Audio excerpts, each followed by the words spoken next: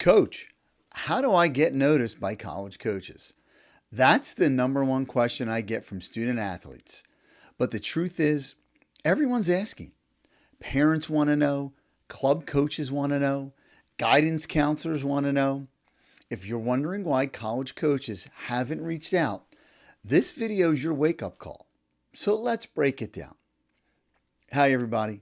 I'm Coach Keith Mondillo, and I've spent over 30 years as a college basketball coach and athletic director. I've recruited hundreds of student athletes, leading the championship teams and working hand in hand with parents, high school coaches, club coaches, and administrators from all over. And if there's one thing I've learned over the years is this: everyone has questions about recruiting. Year after year, I get the same types of questions from 6 different groups: student athletes, parents, high school coaches, club and AAU coaches, school counselors and administrators, and families just starting the recruiting process from scratch. So I finally said, let's stop making people guess. And that's why I've created this dedicated YouTube playlist series where I answer the top questions I've been asked for decades, one by one, in plain English from the coach's perspective. Last week, we kicked it off with our first video: how do I know if my child is recruitable? And if you missed it, I'll link it in the description or at the end of this video. Go back and watch it. So I've created a list of all the questions I've seen over the years, and I'm going to answer them in this YouTube series. Today, we're going to focus on the number one question I get from student athletes: how do I get noticed by college coaches? But before we jump in, I've got 2 free tools you're going to want to download, and they'll help you make immediate progress in the recruiting journey. First one is 10 action steps to take when coaches don't call after a live event. And then the second one is a 10-step recruiting jumpstart guide. Both are linked below. Grab those, then let's get into the truth about what it takes to get noticed by college coaches. Here's the line most athletes believe: if I'm good enough, coaches will find me. That's not true. Here's the reality: coaches have limited time, small budgets, and recruiting pipelines. They don't have the capacity to discover every player. They're looking for players who reach out to them the right way. So waiting around to get noticed and discovered, that's not a strategy. It's a gamble. And in recruiting, gambling gets you left behind. So build your highlight video. The first impression matters. A great highlight video shows your athleticism, your decision making, and your feel for the game. As we talk about this all the time, keep it 2 to 3 minutes max. Front load the video with your best plays. Label your name, jersey number, position, and graduation year clearly. It's not about fancy editing. It's about showing coaches you belong on their radar. Number 2, you have to send the right emails. A generic email won't get it done, and it won't get you noticed. Here's what to include: your name, your grad year, your school, position, why you're genuinely interested in that program, your highlight video link, GPA, test scores, and contact information. That's imperative. We talk about this all the time, and I get emails all the time that don't have half of that in it, and they're generic and they're computer generated, and it just seems like some of these athletes are just throwing enough spaghetti against the wall and see what sticks. Then after you send that, you have to follow up. Most families stop after that initial email. Coaches respect consistency. Number 3, be honest about your level. You must dream big, but evaluate realistically. Ask yourself, would I compete with the players already on this roster? Do I match up with their size, speed, their skill level, and their stats? Listen to me. Do not obsess over Division I. Don't obsess D1 over D2, And don't obsess over D2 over D3. Focus on fit. And you hear this expression all the time. Focus on fit, not the fame. Great experiences and scholarships happen across every division.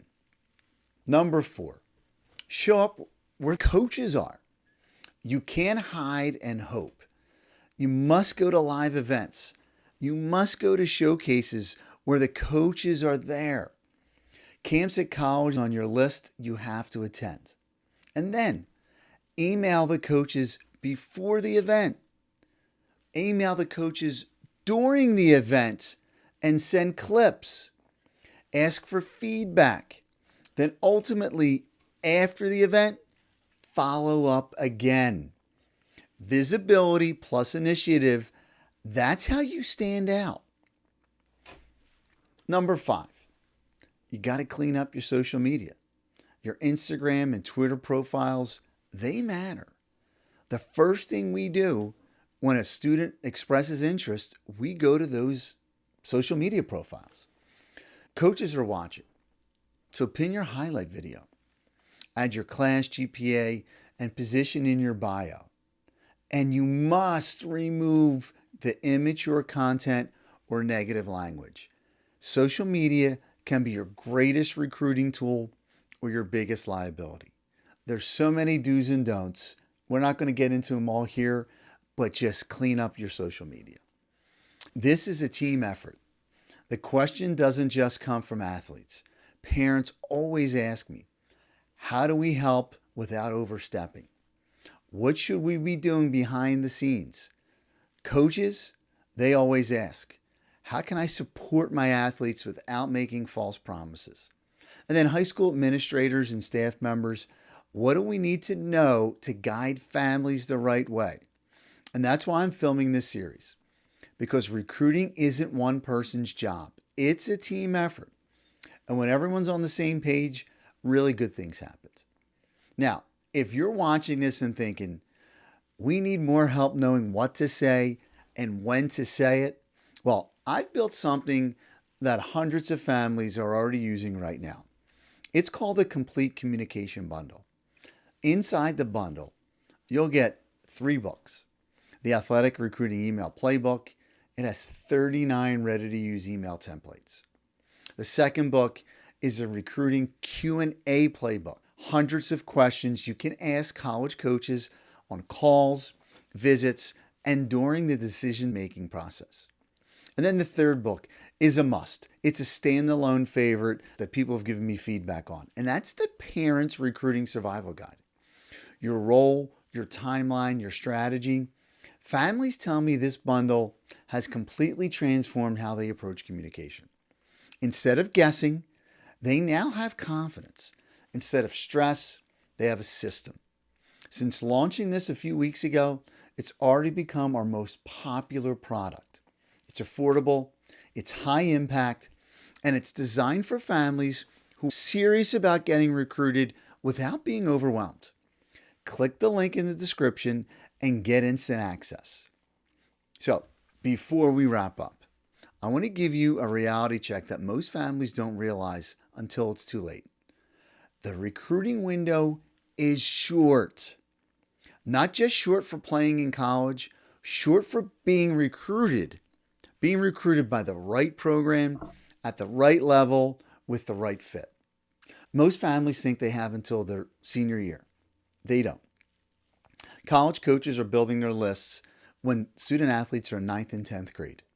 By junior year, many of them have already locked in their top recruits. And then by senior year, a lot of roster spots have already been spoken for. Because depending on your sport, the commitment that students make verbally and either sign financial aid agreements now at Division I are earlier and earlier. So what does that mean for you? It means you need a plan, and you need it early. And that plan has to do more than just, quote, getting exposure. It needs to help you communicate clearly through emails. You need to ask smart, insightful questions on the phone, on visits, face-to-face on Zoom. You need to present yourself professionally on social media. I can't emphasize that enough. And that goes well beyond athletic recruiting. And pivot when a school stops responding or your priorities change. The families who win in recruiting are not the most athletic, they're the most prepared. They understand that communication is the engine of the entire process. And if you don't know how to run that engine, it doesn't matter how talented you are or your child is, it's going to break down before you even reach the finish line. I can't emphasize that enough. You must start early and you must have a game plan. You have to. But before we go, don't forget to grab the 2 free guides. Those 10 action steps to take when coaches don't call after a live event, and the 10-step jumpstart guide for your recruiting process. These are the exact tools that I use with my own coaching clients. They'll help you take action immediately, even if you're just getting started. So before we sign off, I always thank you for watching. Be aware we're going to create playlists on our YouTube channel for questions by student athletes, by parents, by coaches, by high school administrators. I'm going to break it down. And we're going to try and answer these questions over the course of this summer. So thank you again for watching. Drop your biggest recruiting questions in the comments. I try and read every one. I usually get emails, but it'd be easier if you drop them in the comments. Subscribe if you haven't already.